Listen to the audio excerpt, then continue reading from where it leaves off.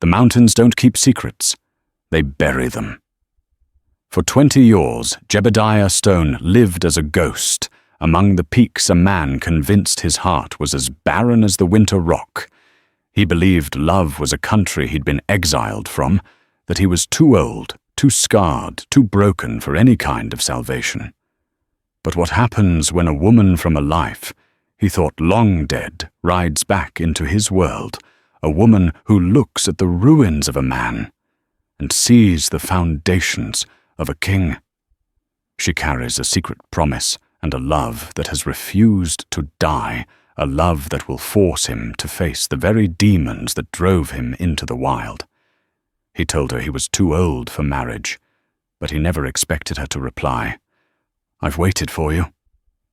This is a story of how the deepest wounds can lead to the most epic love, a tale of redemption, revenge, and a romance that was written in the stars long before it was ever lived on the unforgiving frontier.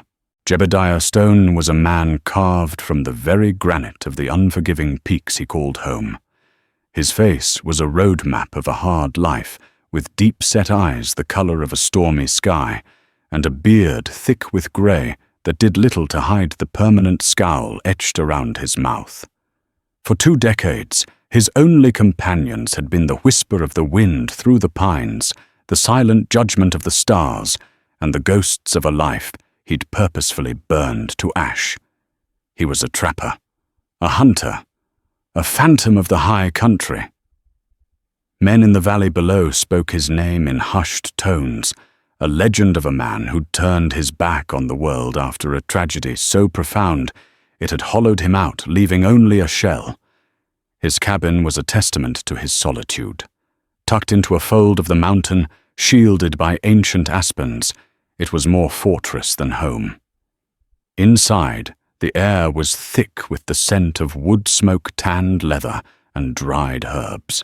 A stone fireplace dominated one wall, its hearth cold more often than not, for Jebediah had grown accustomed to the chill. On a small hand-carved mantelpiece sat a single tarnished silver locket, unopened for 20 years. It was the only artifact he'd allowed himself from the before time. One crisp autumn afternoon, as the sun bled gold and crimson across the sky, Jebediah was skinning a buck outside his cabin when the unmistakable sound of a shod horse disturbed his peace. It wasn't the tentative tread of a lost prospector or the heavy plod of a government surveyor. This was a determined sound, a rhythm of purpose that set every nerve in his body on edge. He dropped the skinning knife, and his hand went instinctively to the Colt peacemaker holstered at his hip. He moved with a silent, fluid grace that belied his age, melting into the shadows of the trees that bordered his clearing. The rider who emerged was not what he expected. It was a woman sitting tall and proud on a sturdy-looking mare. She wasn't a saloon girl or a rancher's pampered daughter. Her riding dress, though dusty and worn, was practical. Her hair, the color of rich mahogany, was pulled back in a simple braid, but loose strands, whipped around a face that was both strong and gentle. Her eyes, a startling shade of green, scanned the clearing with an intelligence and a lack of fear that unnerved him. She stopped her horse at the edge of the clearing. "Jebediah Stone." She called out her voice, clear and steady, carrying easily on the thin mountain air.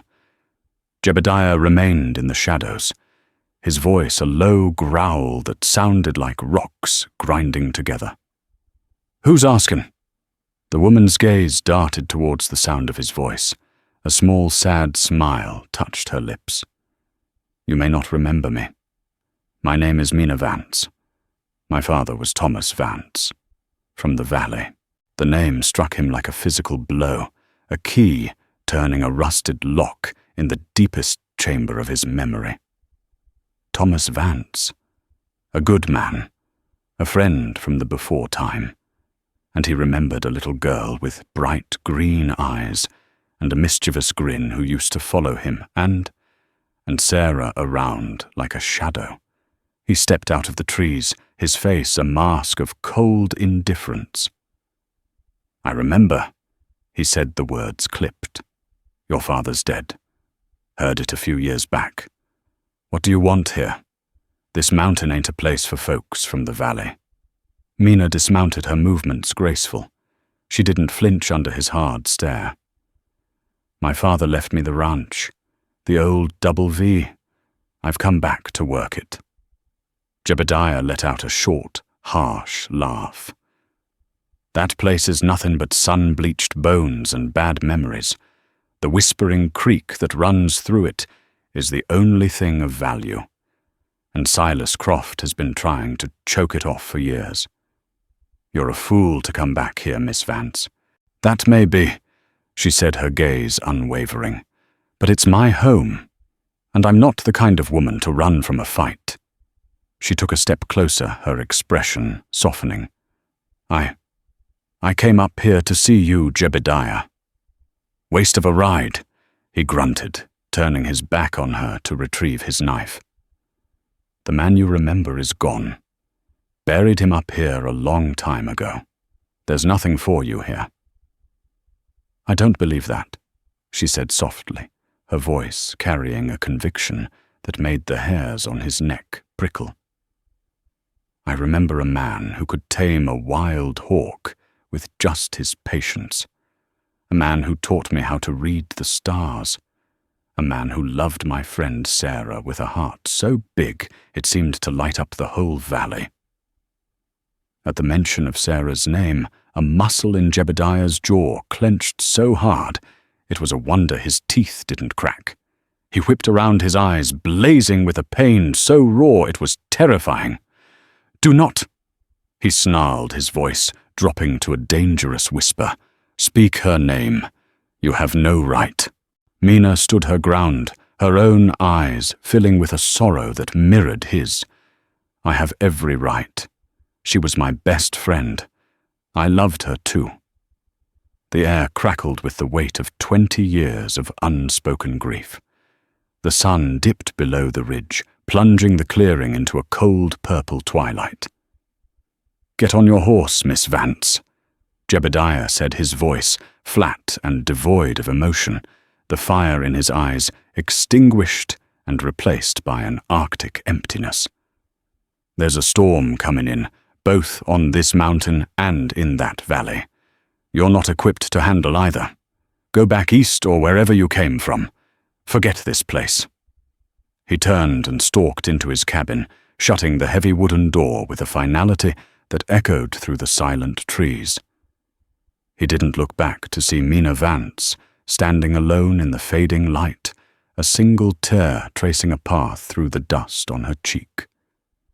He didn't see the resolve that hardened her gentle features, the promise she held in her heart. He only saw the ghost of a woman with hair like spun gold and a laugh like wind, chimes a ghost he had sworn to protect by locking himself away from the world forever. Mina did not leave. She rode back down the treacherous path to the valley floor, her heart a heavy stone in her chest. Jebediah's rejection was a wound sharp and deep, but it was a wound she had anticipated. The man she'd seen was a fortress built of grief and solitude, and she knew a single visit wouldn't breach its walls. The Double V Ranch was exactly as Jebediah had described it, a skeleton. The main house sagged its porch, tilted at a drunken angle. The barn was missing half its roof, and the fences were little more than suggestions of a boundary, with long stretches of wire cut or trampled. But the land itself was beautiful. It sprawled across a lush section of the valley, and the whispering creek, a ribbon of life-giving water, snaked its way through the heart of the property. Mina could see why it was coveted. She was met by the only soul who had remained a grizzled old ranch hand named Gus, whose loyalty to her father had transcended death. His face was as weathered as an old boot, but his eyes were kind. "Heard you went up the mountain," Gus said, taking the reins of her mare. "Figured you might. Don't take it to heart, miss. That mountain's had a hold of Jeb Stone for a long time." He's not the man I remember. Gus, Mina said, her voice laced with fatigue. Grief does that, Gus grunted, leading the horse toward the dilapidated stable. Turns a good man into something he ain't. Now about our other problem. The other problem made itself known 2 days later. Mina and Gus were working to mend a stretch of fence along the creek when 2 riders appeared on the opposite bank. They were rough-looking men, their faces hard, their gun belts slung low. The man in the lead, a hulking figure with a scar that split his left eyebrow, spat a stream of tobacco juice into the clear water of the creek. "This is Croft land you're standing on, ma'am," the man called across his voice, oily and unpleasant. "The deed in the town land office says this is the Double V property of Mina Vance." She called back, her voice steady, despite the frantic beating of her heart. Gus had moved to stand slightly in front of her, his hand resting near the handle of an old Schofield revolver.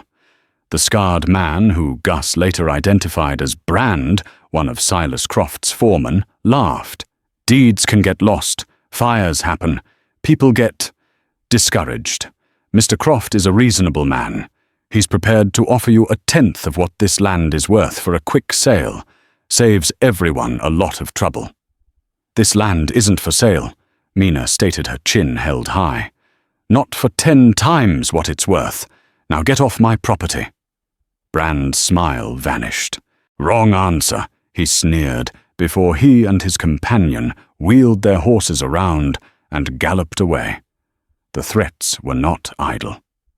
The following morning, they found their small herd of cattle scattered the main gate to the north pasture, torn from its hinges. A week later, the water in their main well turned foul, reeking of chemicals. Gus discovered a dead coyote tossed inside its body, bloated. It was a clear, vile message. Mina knew she couldn't fight Silas Croft alone. He was a cattle baron, a man known colloquially as the Vulture, for the way he swooped in to pick the bones of failing ranches. He had money, power, and a small army of ruthless men like Brand. She had one old ranch hand and a will of iron. It wasn't enough. Her resolve hardening, she saddled her mare once more and made the long ride back up Granite Ridge. This time she didn't call out. She found Jebediah chopping wood, the rhythmic thud of the axe echoing in the quiet air. He stopped when he saw her, his face darkening like a thunderhead. "I told you to leave," he said, his voice dangerously low. "And I told you I wasn't the running kind," she retorted, swinging down from her horse. "Silas Croft's men have been paying me visits. They poisoned my well, Jebediah." He drove the axe into the chopping block with a final violent thud. "Not my concern. This is what I warned you about. The valley is a snake pit. You stirred the snakes. Now you deal with the bite." "I need your help," she pleaded, taking a step toward him. "Not for me. For my father's memory. For the Double V. You and he were friends once. Friendship is a luxury for the living, Miss Vance. I'm not in that market." He turned away from her, heading towards his cabin. Desperation clawed at her throat. She had one card left to play, the one she had held closest to her heart. What about for Sarah? Would you do it for her? He froze his back, ramrod straight. He didn't turn around, but she could feel the monumental effort it took for him to remain still. "You think you can use her name to manipulate me?" He whispered the words filled with venom. "You know nothing." "I know everything." Mina's voice broke tears of frustration and grief finally spilling over. "I know that she loved you more than life itself. I know that the day she died, the world lost its color for you. And I know you've been punishing yourself ever since hiding up here like a wounded animal. But this isn't what she would have wanted." He finally turned, and the look on his face stole her breath. It was a maelstrom of agony, fury, and soul-deep weariness. "You want to know what I am, Miss Vance. I'm an old man. My bones ache when the cold sets in, and my heart is a shriveled-up piece of jerky. I'm too old for this fight.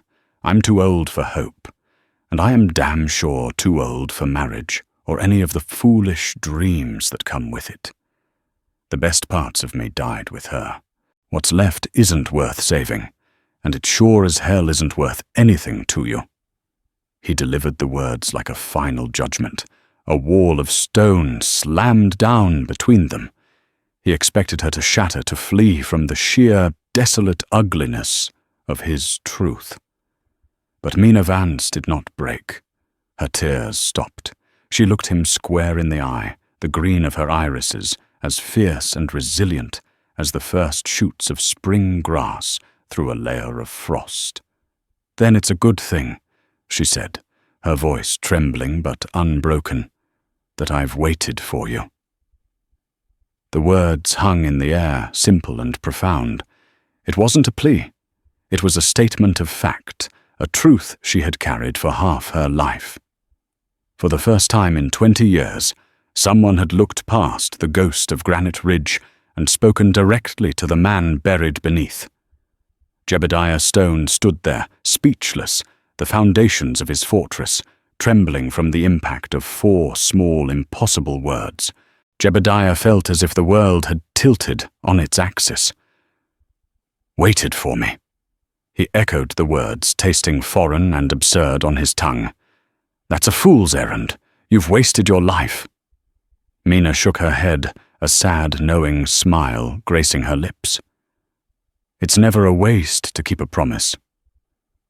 She reached into a small satchel on her saddle and pulled out a worn, leather-bound journal. Its pages were yellowed with age. She held it out to him. "Sarah gave this to me, the week before the raid. She made me promise something, Jebediah." He stared at the journal as if it were a venomous snake, refusing to take it. His hands, calloused and strong, trembled slightly at his sides. "She knew," Mina continued, her voice soft and heavy with memory. "She knew there was a darkness in you, a wildness you fought to control. She loved it, but it scared her.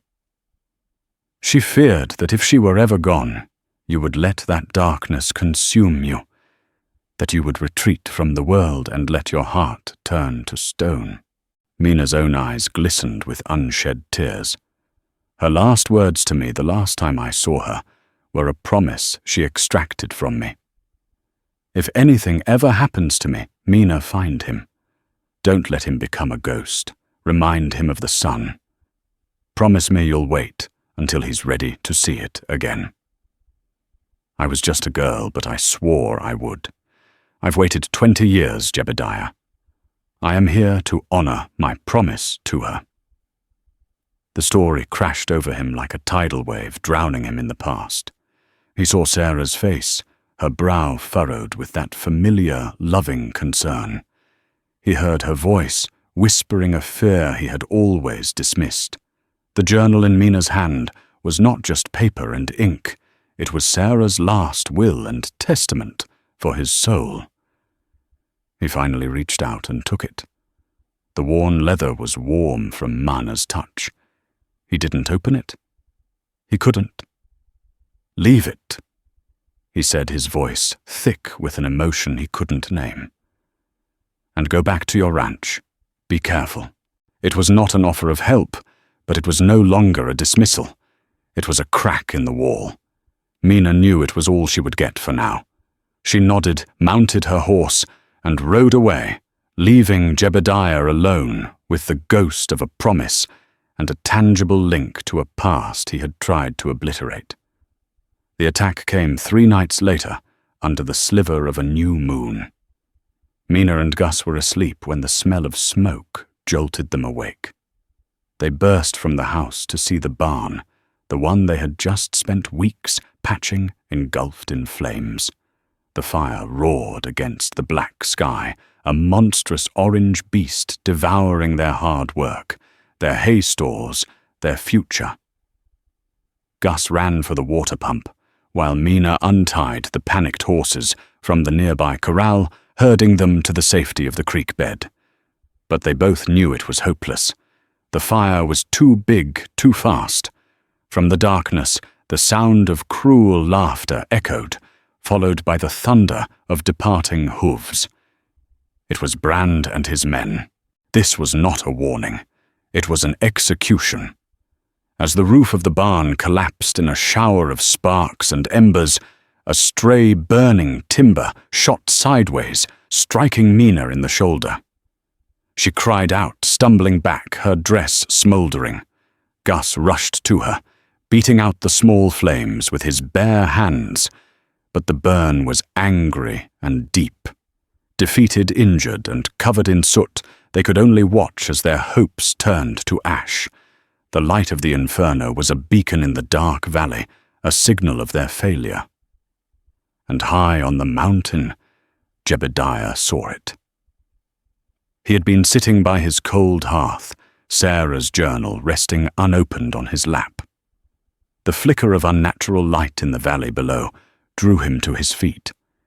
He stepped outside and saw the plume of smoke and the angry orange glow. He knew instantly whose property it was. He knew who had set it. Something inside him, a cold, dormant thing, snapped. It was the image of Sarah, her face illuminated by firelight from their own hearth. It was the memory of a different fire, a different night of violence and loss. It was the gut-wrenching realization that history was repeating itself, that another good woman was being threatened by the same kind of soulless greed that had destroyed his life. He was letting it happen. He didn't think, he acted. He moved with a speed and purpose he hadn't felt in 20 years, grabbing a leather satchel of medical supplies, his rifle and extra ammunition. He saddled his rangy buckskin stallion, a beast as wild and resilient as the mountain itself, and plunged down the trail in a near-reckless descent. He arrived at the Double V to a scene of devastation. The barn was a smoldering ruin. Mina was sitting on the porch steps, her face pale with shock and pain, while Gus tried clumsily to tend to the burn on her shoulder with a dirty rag. Jebediah swung down from his horse before it had even fully stopped. He strode past a stunned Gus, his eyes fixed on Mina. He knelt before her without a word, gently pushing Gus's hands aside. "Let me see," he commanded, his voice a low rumble. He ripped a clean section from her sleeve to get a better look. The burn was bad, blistering and raw. His touch, for all his rough appearance, was surprisingly gentle as he cleaned the wound with carbolic acid from his bag and began to apply a salve of comfrey and yarrow. Mina winced but didn't pull away. She just watched him, her green eyes searching his face in the flickering, hellish light of the dying fire. He worked in silence, his movements efficient and practiced. When he was finished, he wrapped her shoulder in clean linen bandages. He finally looked up, his stormy grey eyes meeting hers. The cold indifference was gone, replaced by a raging fire that mirrored the one behind him. "This stops now," he said. It wasn't a promise. It was a vow. Mina felt a wave of dizziness from the pain and the smoke and the overwhelming emotion of the night. She sagged slightly, and he instinctively put a steadying hand on her good shoulder. "I'm too old for marriage," he had said. And in that moment of despair as he knelt before her, his calloused hands tending to her wounds, his face illuminated by the flames of Silas Croft's hatred, Mina knew her wait was finally over. The ghost had come down from the mountain. The dawn broke grey and cheerless over the smouldering carcass of the barn. The acrid smell of burnt wood and shattered dreams hung heavy in the air. Jebediah had not left. He had stood watch through the remainder of the night, a silent sentinel posted on the porch, his rifle resting across his knees. He was a different man from the one Mina had confronted on the mountain. The shell of the recluse had cracked, revealing the hard, dangerous man he had been before, a man forged by the frontier and tempered by loss. When Mina emerged from the house, her face drawn but her eyes resolute, he was sharpening a knife with methodical precision. "You should leave," he said, not looking at her. "I'll give you my horse. Ride east and don't look back." "I'm not leaving, Jebediah," she said, her voice firm despite the pain in her shoulder. "This is my home, now more than ever." He finally looked up, and a flicker of something begrudging respect perhaps showed in his eyes. "Then you learn to fight." "Gus," he called out to the old hand who was surveying the damage with a look of utter desolation. "Is there a rifle in the house that isn't a family heirloom?" Gus nodded. "Thomas kept a good Winchester, a '73 model." "Get it," Jebediah commanded, "and all the ammunition you have." The next few weeks transformed the Double V into a fortified camp. Under Jebediah's relentless direction, they worked from sunup to sundown.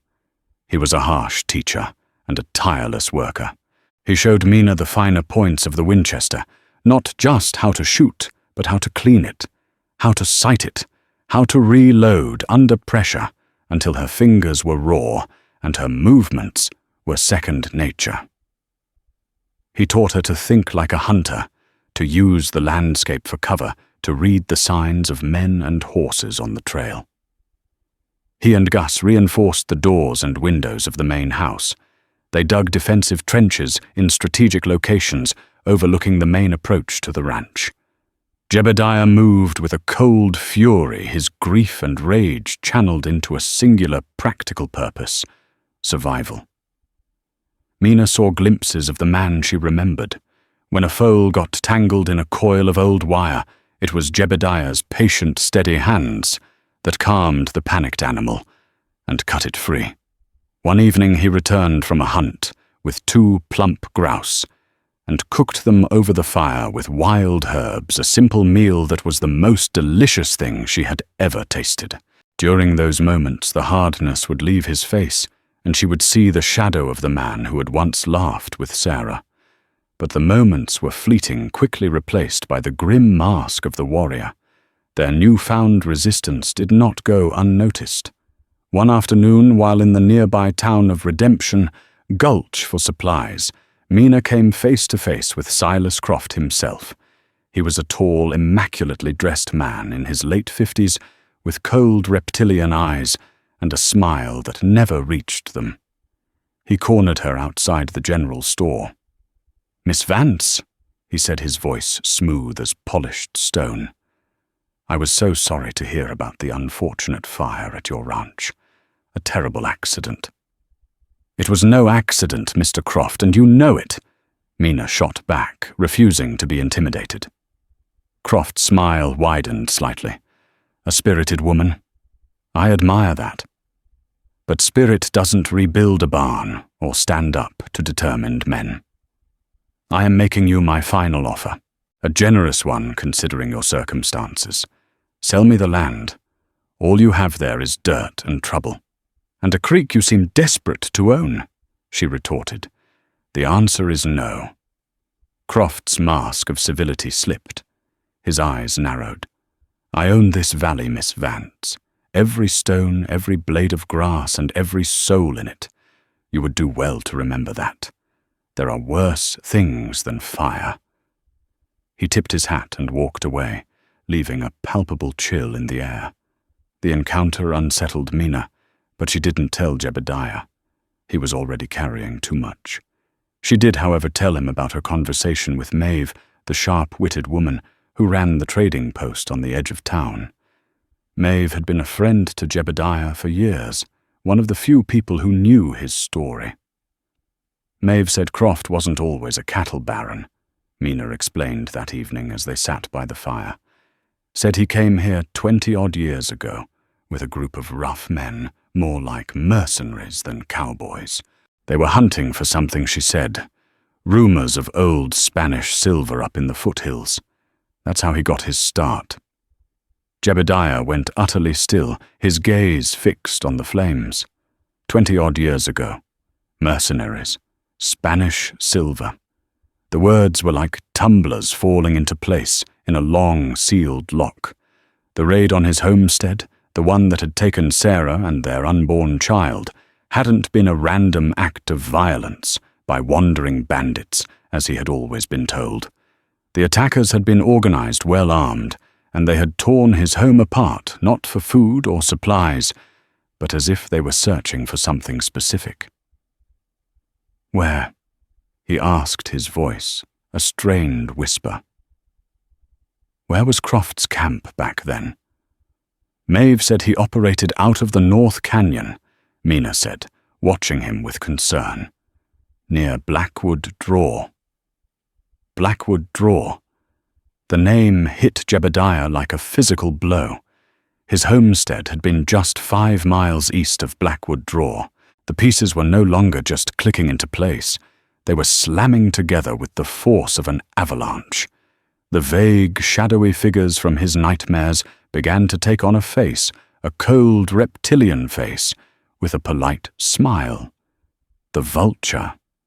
He stood up abruptly, the carefully constructed walls of his emotional fortress crumbling to dust. This was no longer just about protecting Mina or honoring a promise to a ghost. This was about vengeance. The man who was trying to steal Mina's land, the man who had sent the fire, was the same man who had orchestrated the inferno that had consumed his entire world 2 decades ago.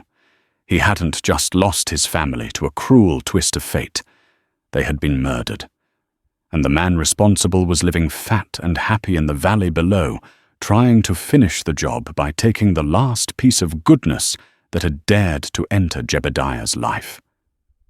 Mina saw the transformation in his eyes. The smouldering embers of grief and duty erupted into a full-blown conflagration of pure, undiluted rage. The ghost was gone. The mountain man was gone. In his place stood an avenging angel, clad in buckskin and armed with 20 years of honed survival skills and a righteous fury that could burn Silas Croft's empire to the ground. The revelation ignited a cold, methodical fire in Jebediah's soul. He spent the next day in silence, a storm gathering behind his eyes. He disappeared into the hills at dusk, telling Mina only that he was going hunting. But he wasn't hunting game. He was hunting the past. He made his way to Blackwood Draw, a place he had avoided for 20 years. The memories there were sharp, like shards of glass under the skin. Under the pale light of the moon, he found the remains of what had once been a large, semi-permanent camp. Rusted skillets, rotting leather, the faint outlines of long-gone tents. It was the place Maeve had spoken of, Croft's old den. He began to search his tracker's eyes, scanning the ground for any sign, any relic that might connect the past to the present. For hours he found nothing. Then, near the base of a rocky overhang, his boot struck something metallic. He knelt and dug into the hard-packed earth, unearthing a rusted iron box. It was an old ammunition case. He pried the lid open with his knife. Inside, nestled amongst dirt and dried leaves, was a tarnished silver concho, the kind used to decorate a saddle or a gun belt. It was intricately tooled with a distinctive design, a vulture circling a dying steer. The vulture. Silas Croft's mark. But there was something else. Beneath the concho was a small oilskin-wrapped bundle. His fingers trembling for the first time that night, carefully unwrapped it. Inside was a folded yellowed piece of paper, a crudely drawn map. It showed the area, the creeks, the canyons, and a small square marked with an X, labeled Stone Homestead. A line was drawn from the camp directly to his old home. This was it, the proof. This was the battle plan for the night that had destroyed his life. He wasn't just a victim of circumstance. He had been a target. Jebediah didn't return to the Double V. Instead, he rode to the outskirts of Croft's massive Bar C ranch. He knew he couldn't take Croft head-on, not yet. He needed a weakness. He needed leverage. He watched the ranch for 2 days, a phantom in the sagebrush, learning the patrols, the routines, the comings and goings of Croft's men. He focused on the 2 he recognized from the creek, the hulking Brand, and a wiry, rat-faced man named Lefty. Lefty, he observed, had a weakness for the whiskey at the Redemption Gulch saloon. On the 3rd night, Jebediah waited. As Lefty stumbled out of the saloon, drunk and alone, Jebediah melted from the alleyway shadows. A hand clamped over Lefty's mouth, an arm of iron wrapped around his chest, and he was dragged into the darkness without a sound. He came to with the shock of cold water on his face, bound to a chair in a deserted line shack, miles from anywhere. Jebediah Stone stood before him, his face illuminated by a single lantern, looking more like a spirit of vengeance than a man. "We're going to talk," Jebediah said, his voice flat and devoid of mercy. He tossed the silver vulture concho onto the table. It landed with a soft clink. Lefty's eyes widened in recognition and terror. "I don't know nothing about that," he stammered. 20 years ago," Jebediah began, his voice a low growl. "Blackwood Draw, a raid on a small homestead east of the canyon. You were looking for something. Spanish silver." Lefty started sweating, his drunken bravado evaporating. "That was a long time ago. I was just a kid, just following orders." "Whose orders?" Jebediah pressed, leaning in his presence, overwhelmingly menacing. "Croft's, of course. It was always Croft," Lefty blurted out. He'd heard the stories that the homesteader, a man named Stone, had found the lost San Esteban silver cache on his land. We weren't supposed to hurt nobody, just scare 'em off, find the silver. But your wife, she came out with a shotgun. It all went wrong. The confirmation hit Jebediah with the force of a physical blow stealing the air from his lungs.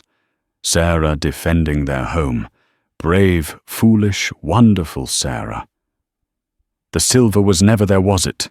Jebediah asked, his voice cracking with the strain of holding his emotions in check. Lefty shook his head frantically. "No, it was a fool's legend. We tore that place apart. Nothing." Croft was furious. He covered it all up, made it look like some random Indian raid. Paid off the sheriff, spread the story. He built his whole damn empire on lies, and blood starting with yours. Everything Jebediah had believed for 2 decades was a lie. His self-imposed exile, the guilt that had eaten him alive, it had all been built on a foundation of Silas Croft's greed. He hadn't failed to protect his family from fate. They had been murdered for a ghost story. He stared at the sniveling man tied to the chair. The old Jebediah, the one from before, would have killed him without a second thought. But as he looked at Lefty, he didn't just see one of Sarah's killers. He saw Mina's face, her unwavering belief in him. He saw the promise he had made to her, the vow to stop the violence. Killing this worm wouldn't bring Sarah back. It would only drag him deeper into the darkness she had so feared. "You're going to deliver a message for me," Jebediah said, his voice regaining its cold composure. He cut Lefty loose. "You tell Croft that the ghost of Blackwood Draw has come back. Tell him I know everything. And tell him that if one more hair on Mina Vance's head is harmed, I will burn his world to the ground, and he will be the last thing to turn to ash." A terrified Lefty scrambled out of the shack and fled into the night. Jebediah watched him go, then sank onto a crate, the weight of the full, horrifying truth crushing him. He finally pulled Sarah's journal from his coat. His hands shaking, he opened it. The first page was in her familiar, elegant script. "My dearest Jebediah, if you are reading this, it means Mina has kept her promise, and my worst fears have come to pass. Do not let the grief be your grave. There is so much good in you, my love. Let it shine again. Your love was the greatest gift of my life. Do not let its memory become your prison." Tears, hot and cleansing, finally fell from Jebediah Stone's eyes, washing away 20 years of dust from his soul. He wasn't just fighting for vengeance anymore. He was fighting for redemption. He was fighting for the future Sarah wanted for him, a future that now impossibly had a name, Mina. Lefty's message was delivered. The result was not fear, but fury. Silas Croft was not a man who tolerated threats, especially from a ghost. He saw Jebediah not as a grieving husband seeking justice, but as the last obstacle between him and the water rights of the Double V, the final piece he needed to secure his monopoly over the entire valley. He decided to crush the problem once and for all. The morning sky was a pale, anxious grey when Gus, perched in a makeshift watchtower on the roof of the house, shouted the warning. "Riders coming! A dozen of them, maybe more. They're not hiding their dust." Jebediah, Mina, and Gus moved to their prepared positions with a grim efficiency born of weeks of training. The house was a fortress. The trenches were manned, ammunition was laid out, canteens were filled, and rifles were loaded. There was no panic, only a cold, hard resolve. Jebediah stood beside Mina in the main trench, overlooking the approach. He handed her a spare box of cartridges. "Keep your head down. Shoot for the horses if you can. A man on foot is a slower target." She nodded, her knuckles white where she gripped the Winchester's stock. "I'm not afraid, Jebediah." He looked at her, at the fierce determination in her green eyes, and he believed her. "I know," he said, and for the first time he placed his hand over hers on the rifle, a brief, powerful gesture of solidarity. "Stay alive, Mina." The riders fanned out at the edge of the property, a line of grim-faced men, led by Silas Croft himself, who sat on a magnificent black stallion, a stark contrast to the rough men he employed. Brand was at his side. "Stone," Croft's voice boomed across the field, "you have something that belongs to me. This land, give up the woman, walk away, and I might let you live to see another sunset." Jebediah's response was not with words. He raised his rifle, took careful aim, and fired. The bullet didn't hit Croft, but it kicked up a puff of dust a foot from his horse's head, making the animal rear violently. The message was clear. There would be no negotiation. "Attack!" Croft roared, and the line of riders charged, unleashing a volley of gunfire towards the house. The world erupted into a cacophony of thunderous gunshots, splintering wood and the whinnying of panicked horses. Jebediah was a master of his craft. He fired with deadly, unhurried accuracy, each shot finding a target. Beside him, Mina proved a steady student, her own rifle cracking, forcing riders to swerve and seek cover. From a window in the house, Gus's old Schofield boomed, adding to their defense. The initial charge faltered under their unexpectedly fierce resistance. Several riders were down, their horses lost. The rest pulled back, regrouping behind a rocky outcrop. "They'll try to flank us," Jebediah grunted, reloading. Gus watched the creek-side Mina stay with me. The battle settled into a tense siege. Croft's men, now on foot, began using the terrain, creeping forward through the tall grass and behind the cottonwoods that lined the creek. Bullets chewed at the wooden walls of the house and thudded into the earthen berm of the trench. An hour bled into 2. The sun climbed higher, beating down on the combatants. The air grew thick with the smell of gunpowder and fear. A bullet grazed Gus's arm, but the old man just cursed, wrapped a rag around it, and kept firing. Then Brand made his move. Leading a group of 3 men, he used the creek itself as a concealed approach, emerging suddenly near the west side of the house, a spot with a blind angle from the main trench. Jebediah saw the movement too late. "Gus, to your left!" he yelled. But Brand was already on the porch. He kicked the door in with a splintering crash. Mina gasped, her eyes wide with terror. "Stay here!" Jebediah ordered, firing 2 quick shots to keep the men in the field pinned down. He vaulted out of the trench and sprinted for the house, his heart pounding with a terror he hadn't felt since the night he'd lost Sarah. He couldn't lose Mina too. Not now.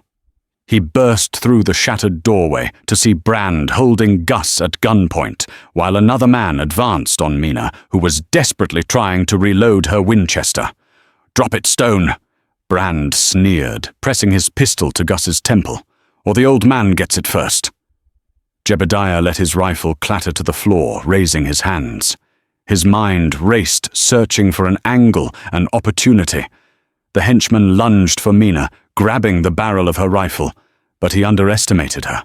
With a fierce cry, she swung the heavy stock of the Winchester around, catching him square in the jaw with a sickening crack.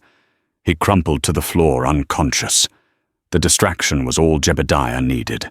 In a flash, he drew the skinning knife he always carried in his boot. With 2 long, impossibly fast strides, he closed the distance to Brand. Brand tried to turn his gun from Gus to Jebediah, but he was too slow. Jebediah slammed into him, driving the knife up under his ribs. Brand's eyes went wide with shock and pain. He let out a strangled gasp and collapsed his gun, firing harmlessly into the ceiling. The siege was broken. Seeing their foreman fall, the remaining men outside lost their nerve. They scrambled for their horses and fled, leaving Silas Croft alone, his face a mask of disbelief and incandescent rage. Jebediah emerged from the house, his clothes bloodied his face, grim. He stood on the porch, a formidable figure against the backdrop of the battle-scarred ranch. He and Croft locked eyes across the 100 yards of blood-soaked grass. This was between them now. Croft drew his revolver, a silver inlaid Colt, and spurred his horse into a final desperate charge, firing wildly. Jebediah stood his ground, raised his peacemaker, and took a slow, deliberate aim. He saw Sarah's face. He saw Mina standing in the doorway behind him. He saw 20 years of pain and a glimmer of a future. 2 shots rang out almost as one.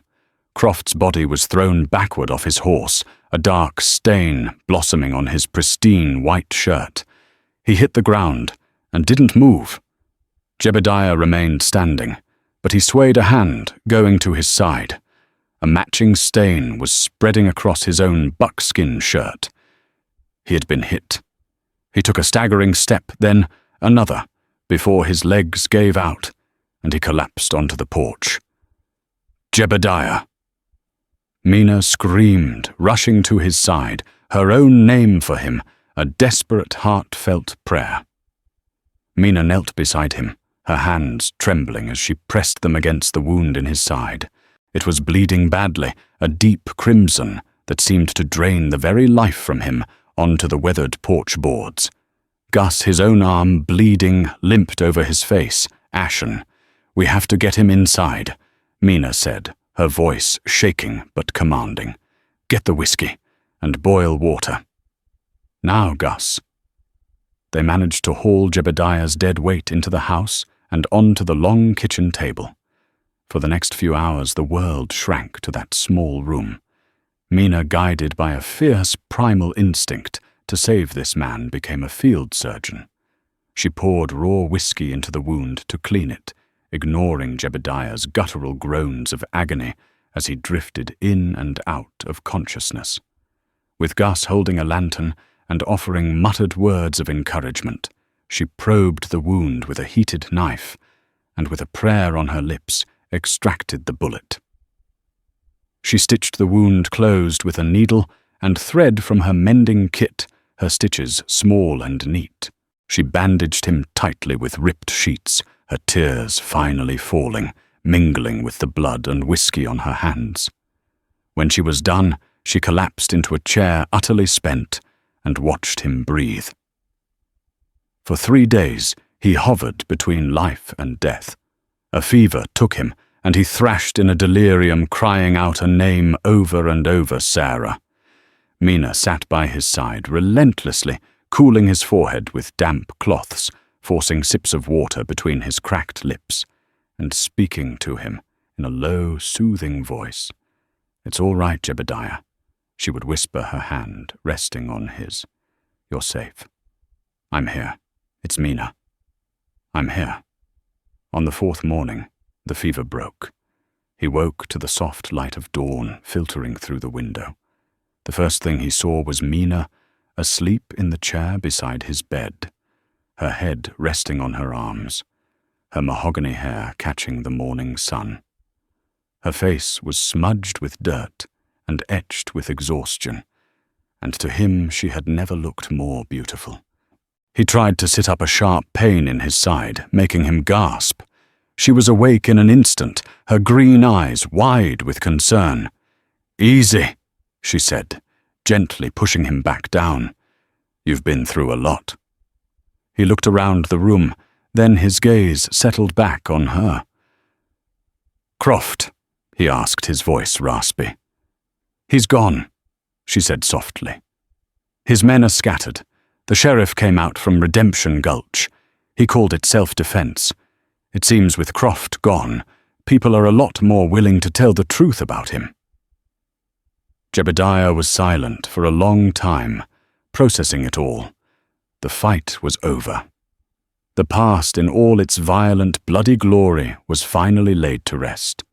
He looked at the woman beside him, the one who had dragged him back into the world, the one who had held him together when he was literally and figuratively falling apart. He reached out his hand, covering hers. His skin was rough, but his touch was gentle. "You saved me, Mina. We saved each other," she replied, her voice thick with emotion. He finally looked at her, his stormy grey eyes clear and deep. The ghosts were gone. "I was wrong," he said, his voice quiet but firm.